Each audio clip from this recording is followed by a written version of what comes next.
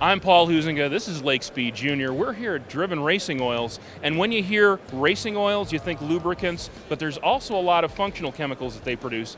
I've had some experience with their Carb Defender, which is terrific when you're talking about pump gas. It's got E85, anything like that that's got alcohol in it that possibly is going to harm your seals.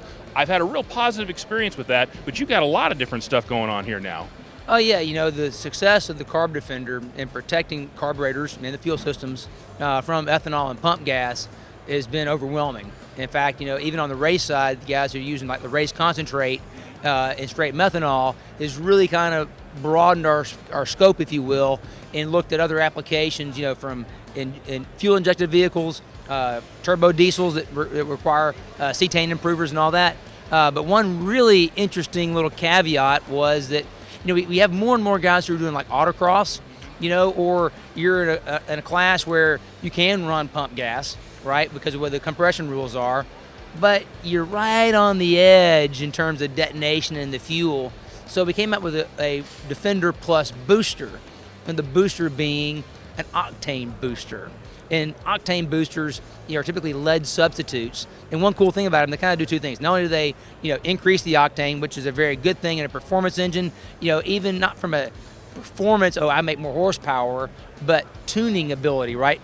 A little safer on your tune-up, especially in a carbureted vehicle, but also valve seat recession protection, right? When you're running an unleaded fuel and you're running a race engine, be it a Chevy crate motor, or just whatever it is, any kind of production engine in a race environment, be it autocross or circle track or street strip applications, the Defender Plus booster gives you that extra level of margin of protection, not only from the ethanol in the fuel, corrosion protection, fuel storage protection, because a lot of these vehicles don't race all the time. Sometimes they're a bit of a daily driver, but they sit during the winter, so it keeps your fuel from going bad. So kind of an all-around, all-encompassing thing with the fuel additives now.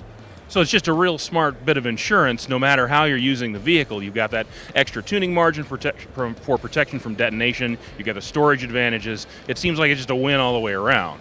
Exactly. It's kind of like, if you look at what these guys are doing with these engines, in that street strip, application, track day type application, where pump fuel falls short of race gas, we're coming up with something that kind of bridges that gap. It's not race fuel. We're not saying it takes pump gas and turns it into race fuel by no means, but it does give you a stop gap in between that does cover all those avenues for them. Well, now let's take a step a little bit further from the weekend warrior kind of guy. I see we've got something a little more hardcore here. We've got some shock fluid that we're looking at. Oh yeah, of course. Number one rule of race car vehicle dynamics is tires. First chapter in the engineering book is tires. Why? The guy who makes the best use of all four tires, in a car at least, right, wins. And how do you do that? You got to keep the tire contact patch in contact with the track, and you do that through your suspension. Well, what helps control the suspension, keeps all those springs and everything's moving, dampening force is shocks. And a shock absorber, the fluid, is part of the shock. And one of the interesting things with shock fluids are, all fluids get thinner as they get hotter, which means you lose a dampening force. Other thing people don't really typically know is most shock fluids are what they call non-Newtonian. All right, so we're trying to get too technical here, but which means is the viscosity changes with shear rate. Basically, the way I think it is, the harder you push it, the thinner it gets, right? Which is kind of not what you want. Right? So we actually have developed a Newtonian shock fluid, which is the SHX, which the viscosity does not change no matter how fast the shock motion is. So it acts like a light fluid all the time, but when you shear it, it doesn't thin out more. It maintains its viscosity relative to shear, which is really great.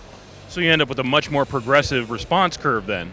Yes, basically the SHX gives the shock tuner ultimate control in terms of how the build works. And we've got a lot of guys who are onto this stuff now who are like, the shock builders are probably the worst or the most secretive guys in the whole business. They find anything like that, they're like, don't tell anybody. All right, well, Driven is always coming out with all sorts of new stuff. What's the best way to keep up with you guys and everything that you're coming out with? DrivenRacingWorld.com is our website. We have all kinds of tech videos on that. Typically, press releases are on there with new products and everything like that. Plus we have a pretty good tech library on there of articles and things that we publish.